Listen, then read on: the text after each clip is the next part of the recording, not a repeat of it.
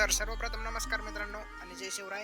तर स्वागत आहे मित्रांनो परत एकदा तुमचं आपल्या स्टडी सीझन चॅनलवरती. तर मित्रांनो आज आपण आता 8वीचा संकलन मूल्यमापन सत्र 2 चाचणी 2 म्हणजेच द्वितीय सत्र पेपर जे होणार आहेत तुमचे 2025चे त्याचा मराठी या विषयाचा पेपर पाहणार आहोत मित्रांनो.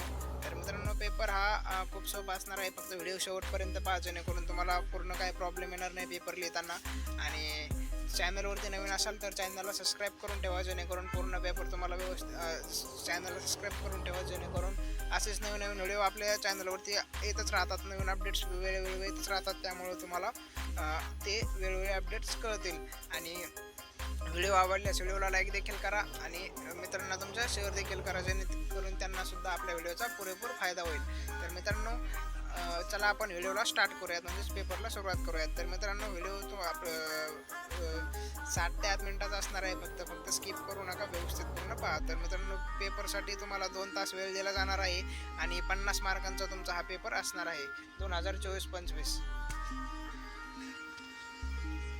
तर चला आपण प्रश्नांना सुरुवात करूयात. प्रश्न क्रमांक 1 खालील उतारा मनात वाचा आणि प्रश्नांची उत्तरे लिहा. अगोदर उतारा व्यवस्थितपणे तुम्हाला पूर्ण वाचायचा आहे आणि त्यानंतरच खालील प्रश्नांची उत्तरं तुम्हाला व्यवस्थित लिहायचे आहेत. उतारा वाचल्याशिवाय प्रश्नांची उत्तरं देऊ नका जेणेकरून तुमचे उत्तर चुकू शकतात आणि त्याचे मार्क तुम्हाला पडणार नाहीत. 5 मार्कासाठी हा उतारा असणार आहे.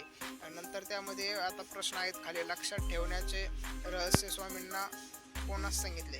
तर लक्षात ठेवायचे रहस्य स्वामींनी कोणास सांगितले. तर मित्रांनो उतारा वाचल्यानंतर ते तुम्हाला व्यवस्थित कळणारच आहे, त्यामुळे त्यात काही विषयच नाही. त्यानंतर खाली आहे ब खेत्रींच्या महाराजांना स्वामीजींनी दिलेल्या उत्तराचे वैशिष्ट्ये. तर ते सुद्धा या उत्तरात तुम्हाला व्यवस्थित मिळून जाणार आहे, त्यामुळे त्याचे सुद्धा काही प्रॉब्लेम नाही. त्यानंतर क आहे आपल्या शिक्षणाची शेवटची पायरी.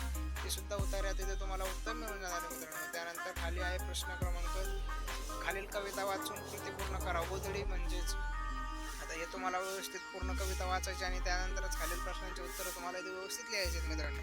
आणि ह्याचा स्क्रीनशॉट काढून ठेवा तुम्ही, नंतर तुम्ही वाचू शकता. जे नाही तर व्हिडिओ स्टॉप करून तुम्ही सुद्धा ती कविता वाचू शकता.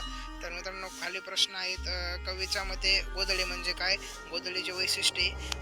त्यानंतर क आहे गोधडीत चिंध्याच्या स्वरूपात आठवले जाणाऱ्या दडलेल्या व्यक्ती. तर ते सुद्धा तुम्हाला यामध्ये मिळून जाणार मित्रांनो. त्यानंतर प्रश्न क्रमांक 4 आहे खालील उतारा वाचून कृती पूर्ण करा. तर उतारा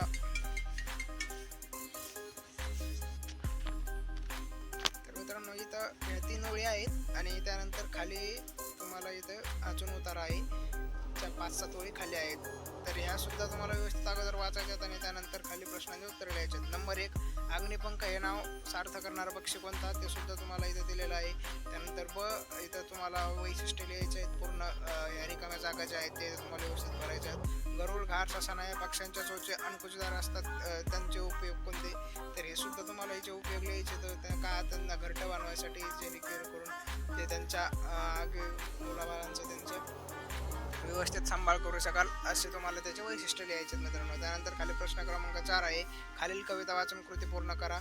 कविता वाचायची आणि त्यानंतर पूर्ण कृती करायची. पुढं कविता असणार आहे इथे एक कडवं आहे आणि त्यानंतर खाली सुद्धा तुम्हाला एक कडवं दिलं जाणार आहे. आधी कविता व्यवस्थित वाचा, त्यानंतरच खालील प्रश्नांची उत्तरे लिहायचे. नंबर योग्य पर्याय निवडा. कवी कोणाचे पांग फेडू इच्छितो, मातृभूमीचे, आईचे, सूर्यचंद्र तारे.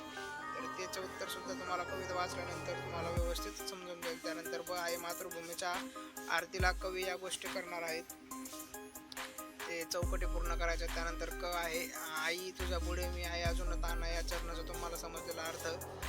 ते 2 मार्कासाठी तुम्हाला 2 ते 3 ओळी त्याच्या लिहावं लागतील, त्यामुळे तुम्हाला त्याचे 2 मार्क पडून जातील. त्यानंतर प्रश्न क्रमांक आहे 5 खालील उतारा वाचून कृती पूर्ण करा. हा उतारा तुम्हाला पेपरच्या बाहेरचा असणार आहे. 2 उतारा पेपरमधले येतात, पुस्तकातले येतात आणि एक उतारा असतो तो पुस्तकाच्या बाहेरचा असतो. तर हा उतारा तुमचा पुस्तकाच्या बाहेरचा असणार आहे. तर अगोदर व्यवस्थित वाचायचं आहे. त्यानंतर खालील प्रश्नांचे उत्तर द्यायचे आहेत. उतारा बघून घ्या. त्यानंतर प्रश्न आहे शब्दकोश म्हणजे ती तुम्हाला रिकाम्या जागा भरायची एका मार्कासाठी.